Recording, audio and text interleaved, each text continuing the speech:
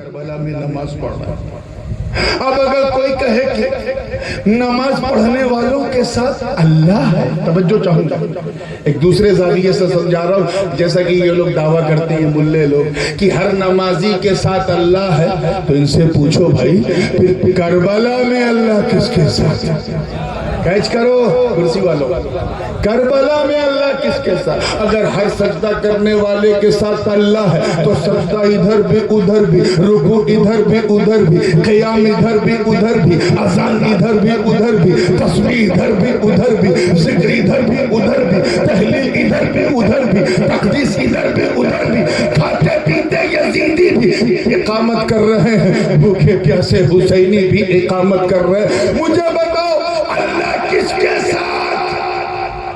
تو قرآن کا فیصلہ سنو، قرآن نے اعلان کر دیا ان اللہ مع الصابرین، اللہ صبر کرنے والوں کے ساتھ، یعنی اعلان ہو رہا ہے لوگوں یہ کیوں دیکھ رہے ہو کہ کربلا میں اللہ کس کے ساتھ، یہ دیکھو کہ کربلا میں صبر کس کے ساتھ، ارے سن صبر حسین کے ساتھ، حسین ابن خدا کے ساتھ۔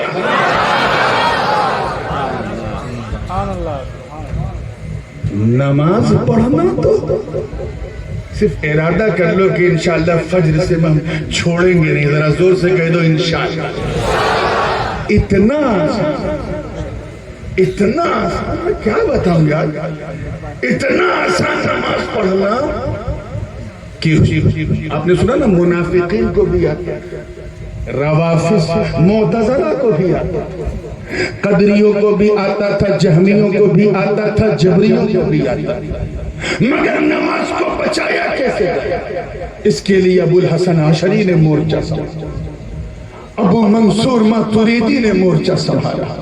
نماز پڑھنا تو مامونیوں کو بھی آتا تھا، فلسفہ قدیمہ کے پجاریوں کو بھی آتا تھا، مگر نماز کو بچایا کیسے جائے؟ یہ حضرت امام احمد بن حنبل کے کردار نے ہمیں سمجھایا۔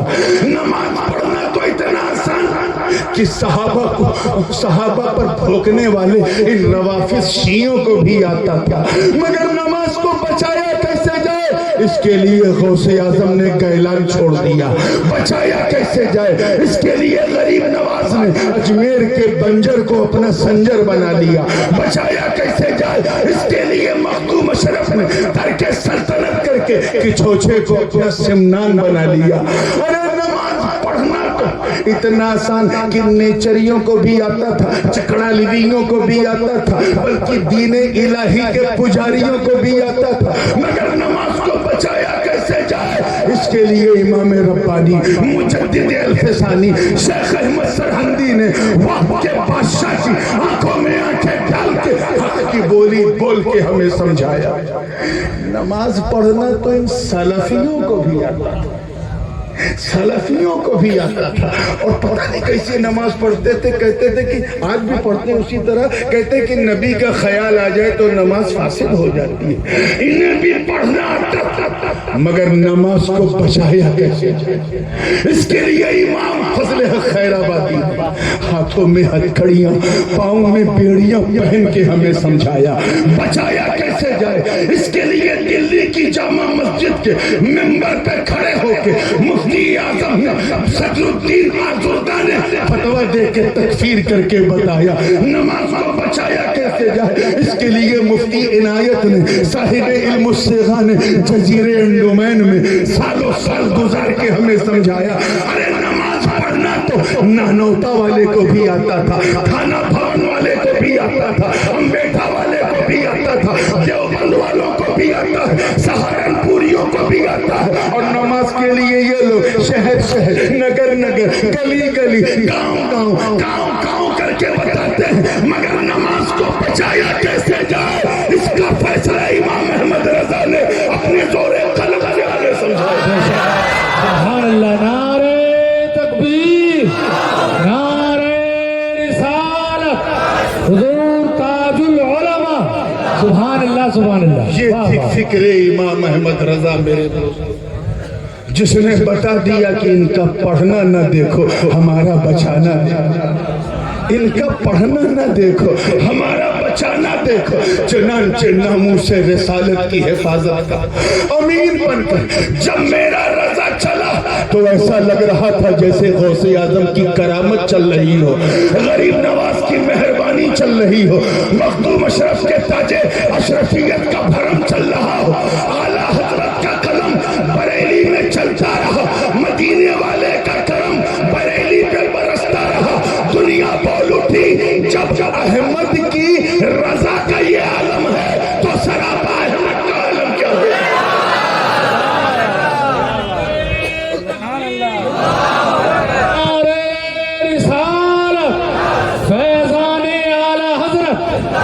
اللہ سبحان اللہ. توجہ کے ساتھ, یہ بڑی قیمتی فکر ہے. مگر میں ایک بات بتاؤں, میں جس خاندان میں پیدا ہوا ہوں وہاں اگر کوئی بات چھیڑ دی جائے تو اسے پوری کی جائے. یہ نہیں کہ اپنے مطلب کا بولو اور باقی رک جاؤ. تو میں ذرا اس کے آگے آنا چاہتے ہو. اعلیٰ حضرت کا عرص ہے, اس لیے یہ بات بتانا بہت ضروری بھی ہے. اگر آپ نے سوانح امام احمد رضا پڑھی ہو, اب تو ہندی میں بھی آ گئی ہے اور بہت ساری بھاشاؤں میں, مفتی بدر الدین صاحب رحمۃ اللہ علیہ, آپ کو لگے گا کہ میرے امام نے اپنی زندگی صرف اور صرف دین اور دین کی طرف لوگوں کا رجحان پیدا کرنے کے لیے فاسق سے عاشق بنانے میں ساری زندگی میرے رضا نے صرف کر. فتاووں میں بھی عشق رسالت کا رنگ نظر آنے لگا. ساری زندگی قلم قلم قلم قلم چلتا. میں ایک چھوٹی سی مثال, اعلیٰ حضرت کی مصروفیت کا عالم یہ تھا کہ ایک دن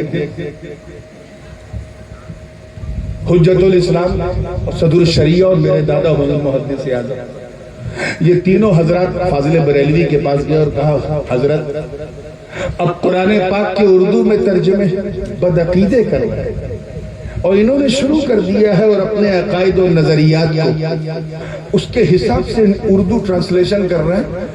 میں جانتا ہوں کہ آپ کے پاس وقت نہیں ہے, مگر پھر بھی کوشش کریں.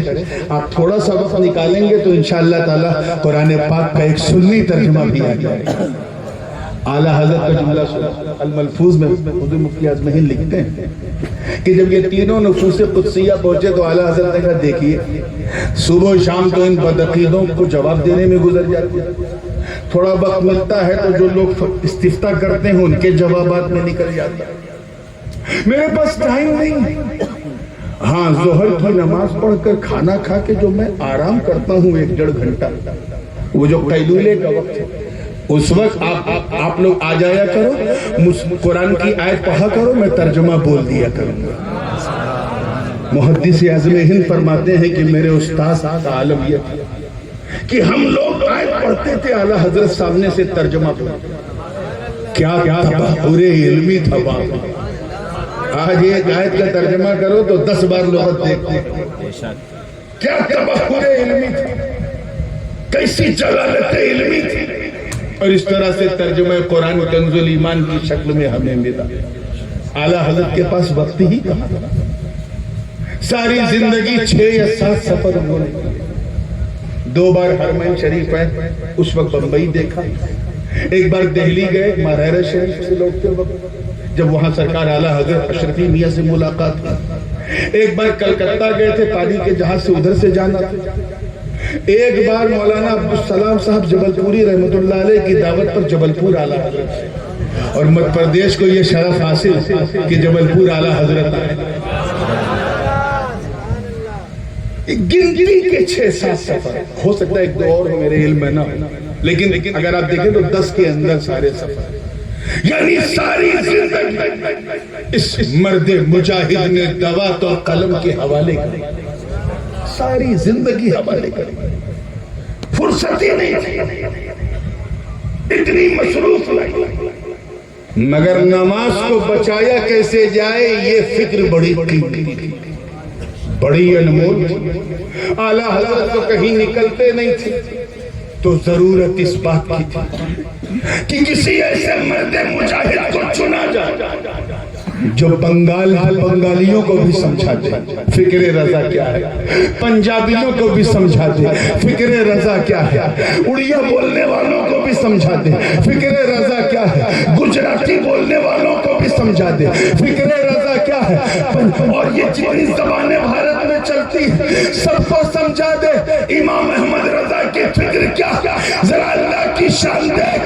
اس کے لیے اعلیٰ حضرت کے ان کی درسگاہ سے اٹھنے والے بدلے جلیل کو چنا گیا، جسے اہل سنت کی چلتی پھرتی پاور مشین کہا جاتا تھا، ایک ایسے مرد آہن کو چنا گیا جس کی رگوں میں غوث اعظم کا ڈی این اے ہے، غریب نواز کی غلامی کا پٹا ہو، مخدوم اشرف کے تاج سلطانی کا بھرم سر پہ ہو، اور وہ چل پڑا وہ فکر احمد رضا جو بریلی کے در و دیوار میں سیمت تھی، اسے کشمیر سے لے کے کنیا کماری تک اور بنگال کی کھاڑی سے لے کے کابل کی پہاڑی تک عام کر دیا۔ دنیا پکار اٹھی کہ بریلی میں اعلیٰ حضرت کا قلم چل رہا تھا اور پورے بھارت میں محدث اعظم کا قلم چل رہا تھا۔ واہ واہ، نعرہ تکبیر، نعرہ رسالت، فیضان حضور محدث اعظم ہند، سبحان اللہ سبحان اللہ، واہ واہ۔ اس لیے آگے بڑھنے سے پہلے میرا بھی جی چاہ رہا ہے چھپارا والا کہ میں بھی بتا دوں کہ نماز ہوتی کیسے ہے، نماز بچتی کیسے، پھر آگے بڑھوں۔ اجازت ہے؟ سننا چاہتے تو بالکل دل تھام کے یہ تبرک لینا، کیونکہ اب جب انشاءاللہ ہم فجر سے نماز پڑھیں گے اور پورے پکے ارادے سے، تو صرف پڑھنے کے لیے نہیں پڑھیں گے، انشاءاللہ اسے بچانے کے لیے بھی پڑھیں گے۔ تیار ہیں آپ لوگ؟ ذرا ہاتھ اٹھا کے بتاؤ کہ بالکل پکا ارادہ ہے، گرا دو ماشاءاللہ۔ پوری زندگی کے ساتھ دے رہا ہوں۔ قبلہ ادھر ہے نا، یاد رکھیے گا نماز کے لیے سب سے بنیادی شرط استقبال قبلہ۔ اگر ادھر منہ کر کے نماز پڑھیں گے تو نماز ادھر بولیے ادھر منہ کرنا پڑے گا۔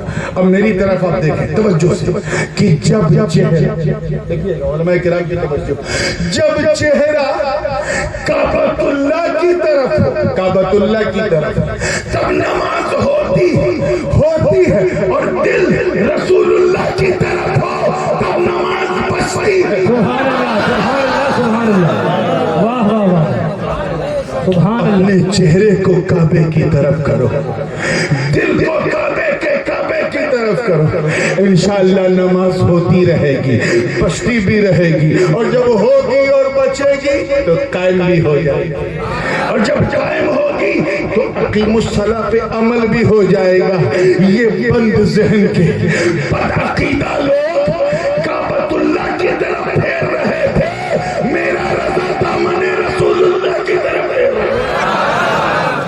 تبھی کہا پورے زور سے کل کے رضا ہے، خنجر خوخار برقبار، آدھا سے کہہ دو خیر منائے نشر۔ ان الذین آمنوا، وہ لوگ جو ایمان لائے، کیا ساری بات ابھی ایمان ہی پہ ہے، وعاملوا الصالحات، اور بھلے کام کیے، اچھے کام کیے۔ اچھے کام کئی ایک ہے، اچھے کام کیے کیوں جاتے ہیں؟ ادھر میری طرف دیکھیے، کیوں؟ تاکہ اللہ راضی ہو جائے، کیا ہے نا، تاکہ بس میرا مولا راضی ہو جائے، کوئی تو بھلائی میری پسند ہے، کسی بھی طریقے سے میں اپنے رب کو راضی کر لوں، اور اللہ کو راضی کرنے کے لیے اچھا کام کرو تاکہ اللہ کے قریب ہو جاؤ۔ وہ تو ہماری رگے جا سے زیادہ قریب ہے، لیکن ہم اس سے بہت دور ہیں۔ اور قربت کا معیار کیا ہے؟ اپنے دل میں اللہ کا تقوی پیدا کرو۔ جتنا تقوی دل میں آتا جائے اتنی جلدی تو مولا کے قریب ہوتا جائے۔ اس کو ایک آسان مثال سے سمجھو تاکہ اس کو ایڈجسٹ بھی کر سکتے۔ آپ کو اگر ایک سانپ سڑک پہ دکھ جائے پھن کھولے ہوئے اور ہاتھ میں نہ ڈنڈا ہے نہ کوئی چیز نہیں ہے اور سانپ آ جائے، کیا کرو گے بھائی؟ بولو، مارو گے کیسے؟ کچھ ہے ہی نہیں مارنے والا، بھاگو گے، کیا کرو گے؟ اپنی جان بچانا فرض ہے۔ لا تلقوا بأيديكم إلى التهلكة، نص قطعی، بھاگو۔ سامنے اگر کوئی بندوق لے کے کھڑا ہے اس کے پاس جاؤ گے؟ بولو، کیوں؟ بھاگو گے۔ بول دیا کرو یار، اکیلا میں ہی بولوں کیا ہے، کوئی سے گرمی ہے، بھاگو گے، کیا کرو گے؟ بالکل بھاگو۔ اگر گھر میں بیٹھے ہیں اچانک شارٹ سرکٹ ہو گیا، گھر میں آگ لگ گئی تو کیا کرو گے؟ ہاں، اب سمجھ میں آئی بات، جان بچانے کے لیے بھاگو۔ کیا سمجھے اس بھاگنے سے؟ کچھ سمجھ میں آیا کہ بندہ، اللہ کرے آپ سمجھیں، بندہ جس سے جتنا ڈرتا جاتا ہے اتنا دور بھاگتا ہے، جس سے جتنا ڈرتا ہے اتنا، بولو، دور بھاگتا ہے۔ لیکن صرف اللہ کا ڈر اتنا انمول ہے کہ بندہ جتنا اللہ سے ڈرتا جاتا ہے اتنا اللہ کے قریب ہوتا ہے۔ So if you want to get closer to Allah, then you have a fear of Allah. اللہ سے ڈرنا ہے تو اس کے قریب ہونا ہے تو اس سے ڈرنا شروع کرو۔ یہ عمل صالح، جتنا ڈرتے جاؤ اتنے بلند ہوتے جاؤ، اتنے کامیاب ہوتے جاؤ۔ کبھی اگر صرف تقوی کے عنوان مجھے گفتگو کرنی ہوئی تو اسی مضمون کو میں آگے بڑھاتا۔ اب آئیے ایک چیز اور، اللہ کے قریب ہونے کا ایک راستہ میں آپ کو اور بتاؤں۔ قرآن پاک کو خوب پڑھو، اور صرف قرآن خوانی کے لیے نہیں بلکہ اس کے معانی، مفاہیم، اس کی تفہیم کے ساتھ اللہ پاک کیا فرما رہا ہے اس مراد کو جانو، تفسیر پڑھو، قرآن کو سمجھ کے ترجمے کے ساتھ پڑھو۔ علماء اور صوفیہ فرماتے ہیں یہ وہ انمول موتی ہے کہ جو بندہ قرآن کو سمجھتا جائے گا ویسے ہی اللہ کے قریب ہوتا جائے گا، جتنا سمجھو۔ اور یہی وجہ ہے کہ جس نے جتنا سمجھا اتنا قریب ہو۔ اعلیٰ حضرت نے بہت سمجھا تو بہت قریب ہو۔ یہ معیار، میں آپ کو صرف معیار سمجھا رہا ہوں۔ تیسرا ہے دان پنیہ کرو، دان پنیہ، اور آسان کر دو تو چندہ دو دین کی راہ، مگر ایسا دو کہ اگر داہنے ہاتھ سے دو تو بائیں ہاتھ کو خبر نہ ہو۔ یہ تھوڑی نا کہ مسجد کا چندہ ہو رہا ہے اور ایک ساتھ کھڑے ہوئے کہ میرا اعلان کر دیجئے میں نے 500 دیا، یعنی ایک تو دان اوپر سے احسان۔ کیسا ہے بندہ تو عبد الرحمن، ایسا تو نہ۔ یہ بندے اور مولا کے بیچ کا قصہ یاد رکھنا۔ یہ مسجد بنی ہے، ابھی اس میں بہت کام باقی، بہت کام باقی۔ ہو سکتا ہے کہ کمیٹی کے لوگ آپ کے پاس آئیں یا نہ آئیں، انہیں موقع ملے نہ ملے۔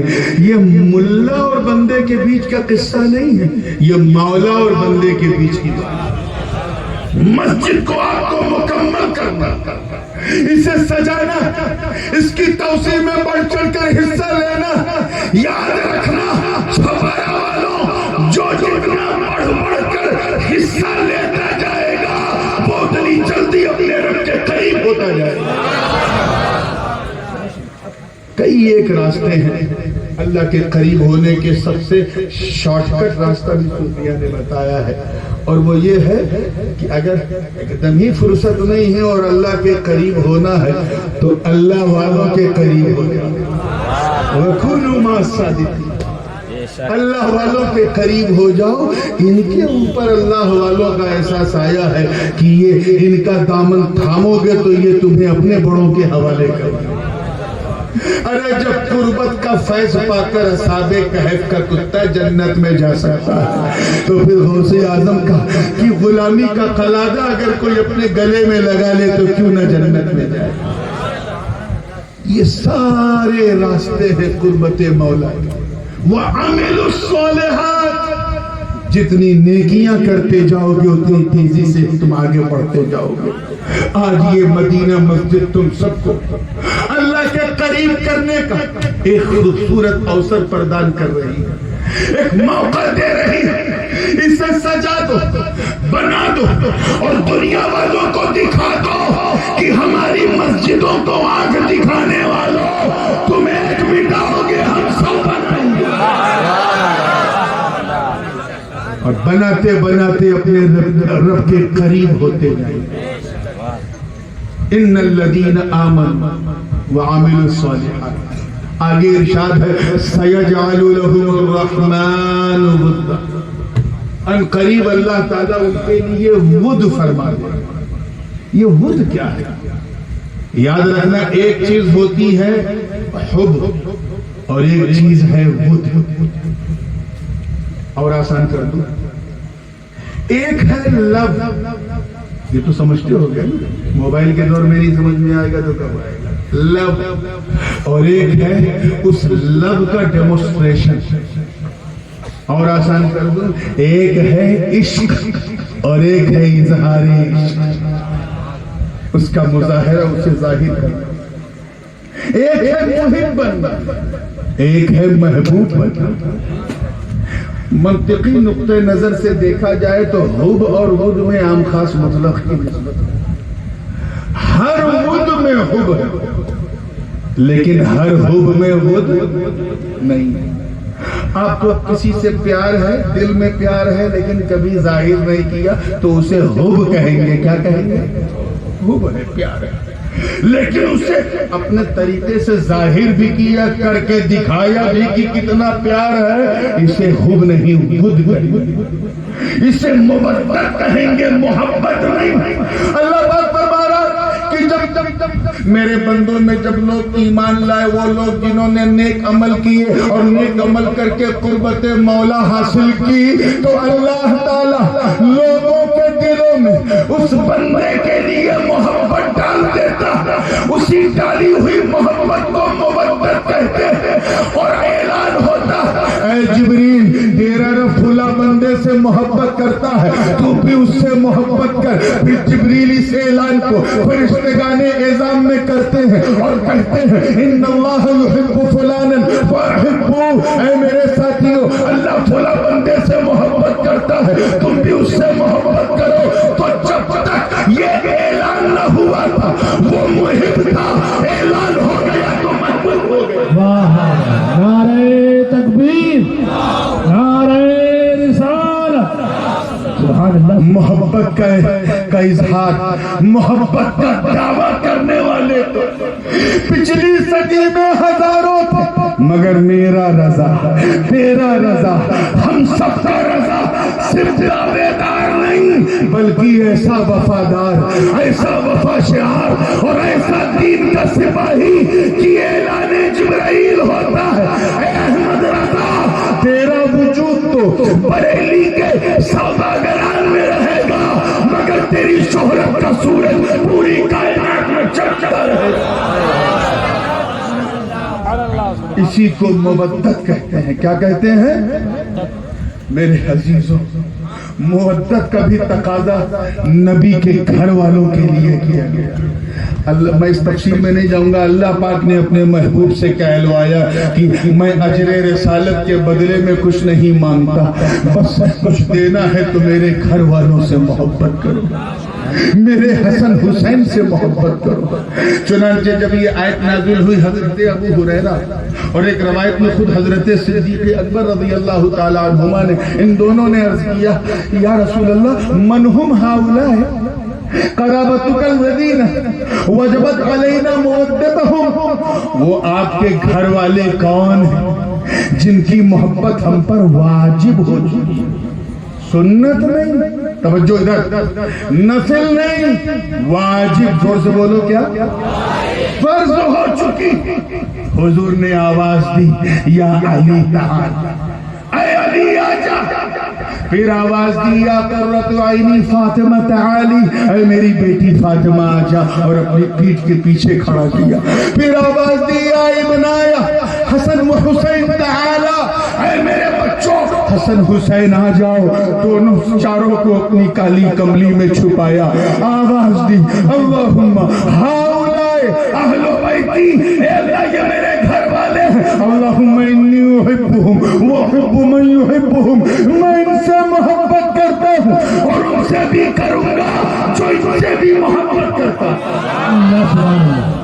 تاریخ گواہ ہے میرے دوستو، آئے تو نانوتا کے قاسم نانوتوی نے بھی پڑھی ہوگی، آئے تو اشرف علی تھانوی نے بھی پڑھی، آئے تو رشید احمد گنگوہی نے بھی پڑھی، آئے تو خلیل احمد امبیڈکری نے بھی پڑھی، مگر عملی طور پہ جب میرے رضا نے اس آیت کو سمجھایا تو ایسا سمجھایا کہ دنیا سمجھ گئی کہ اعلیٰ حضرت نے دامن آل رسول تھام کے یہ دعا کیوں مانگی تھی کہ دو جہاں میں خادم آل رسول اللہ کر حضرت آل رسول مقتدی کے۔ سبحان اللہ، سبحان اللہ، نعرہ تکبیر، نعرہ رسالت، حضور تاج العلماء، سبحان اللہ، سبحان اللہ۔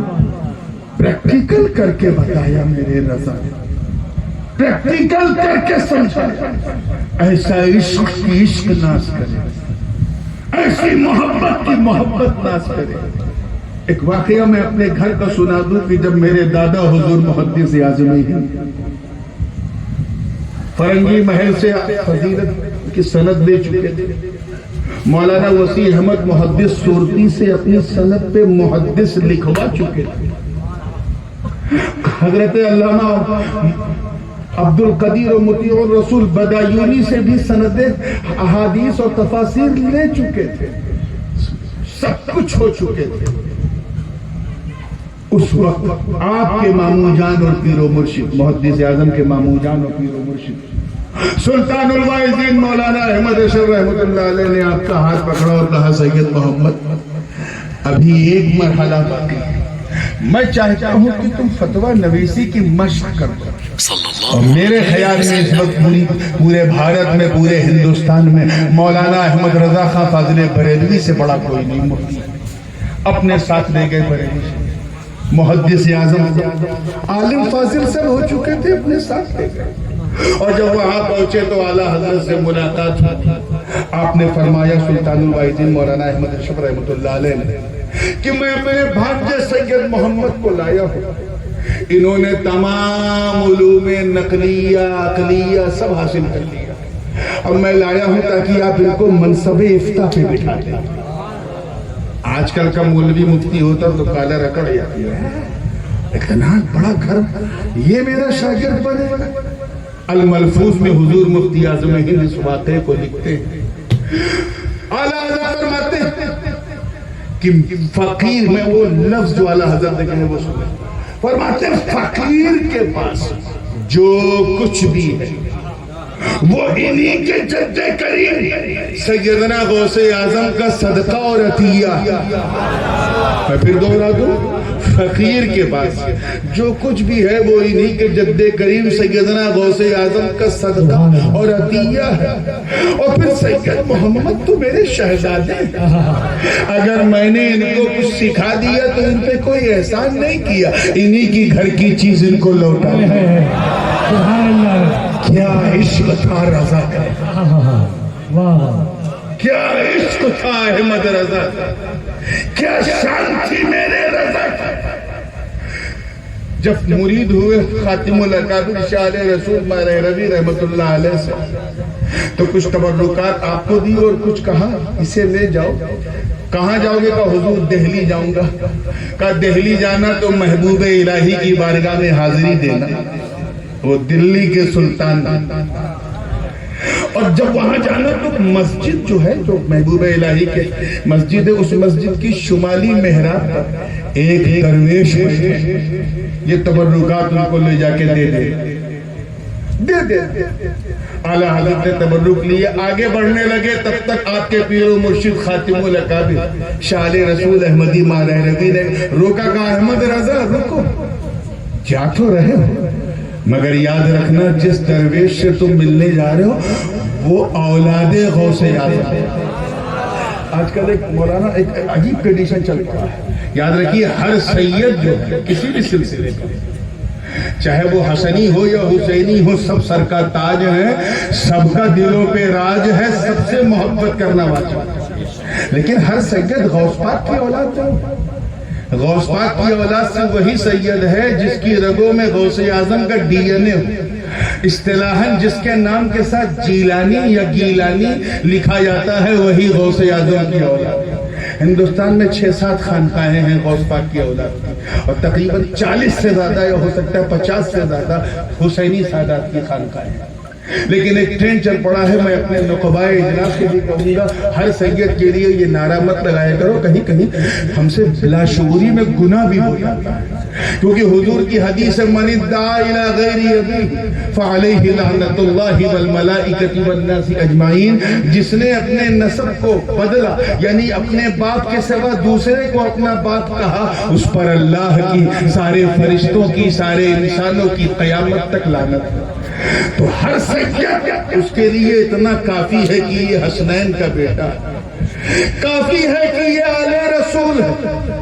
کسی سید کو سید منوانے کے لیے اولاد غوث اعظم کہنا ضروری نہیں، بلکہ بسا اوقات گناہ ہو جاتا ہے اگر وہ غوث پاک کا بیٹا نہیں ہے۔ لیکن اعلیٰ حضرت کو ان کے پیر کیا کہہ رہے ہیں، جس درویش کو تم دیکھنے جا رہے وہ صرف سید نہیں، وہ ساتھ ہی ساتھ غوث اعظم کا بیٹا۔ کیا کہا؟ غوث اعظم کا بیٹا، ان کی اولاد۔ اور سنو، صرف خون ہی نہیں، اس کا چہرہ بھی غوث اعظم کی طرح، وہ ہم شبیہ غوث اعظم۔ تو ایکسائٹمنٹ اعلیٰ حضرت کا اور بڑھ گیا کہ اب تو میں اپنی ماتھے کی نگاہ سے دیکھوں گا۔ وہ تو اچھا رہا کہ مرید ہو کے گئے تھے، ورنہ وہیں ہو جاتے۔ پیر بھیجنے والا بھی بہت بڑا، اور جس کے لیے بھیج رہا وہ بھی بہت بڑا۔ چنانچہ جب مسجد میں پہنچے اور جہاں پیر و مرشد نے اشارہ کیا تھا وہیں ایک درویش کو بیٹھا دیا۔ آپ سوچو، نہ موبائل ہے، نہ وائرلیس ہے، نہ کچھ ہے۔ حضرت خاتم الاکابر کی شان دیکھو، کہاں بیٹھے ہیں اشرفی میاں انہیں پتا۔ اس کے بعد جیسے ہی اعلیٰ حضرت نے سلام کیا تو وہاں کوئی اور درویش نہیں بلکہ ہم شبیہ غوث اعظم۔ اعلیٰ حضرت اشرفی میاں سید شاہ حسین کی چھوچھوئی یعنی میرے دادا کے سگے نانا، وہ وہاں جلوہ افروز تھے، چہرہ بالکل غوث اعظم کی طرح۔ کی آنکھیں کھلی کی کھلی رہ گئی، اور برجستہ دو مصرے آپ نے کہے، اشرفی اے رخت آئینہ حسن خوباں، اے نظر کردہ پروردہ سے محبوبہ۔ اسی کلام کی تضمین محدث اعظم نے کی کہ تیری مہما کا بخانت ہے رضا شیخ جہاں، تورا مکھ دیکھ کر یس بولے رضا شیخ جہاں۔ اشرفی اے رخت آئینہ حسن خوباں، اے نظر کردہ پروردہ سے محبوبہ۔ سبحان اللہ، سبحان اللہ۔ اعلیٰ حضرت دیکھتے رہ گئے تو اشرفی میاں نے مسکرا کے کہا، مارہرہ شریف سے آئے۔ کنیکشن دیکھتے، مارہرہ شریف سے آئے۔ کہا حضور مارہرہ شریف سے آیا، نگاہوں سے نگاہیں مل گئی۔ اعلیٰ حضرت پٹھان کبھی اپنی پگڑی کسی کے قدموں میں نہیں رکھتا، مگر عشق جب اپنی انتہا پہ ہو تو سیدوں کے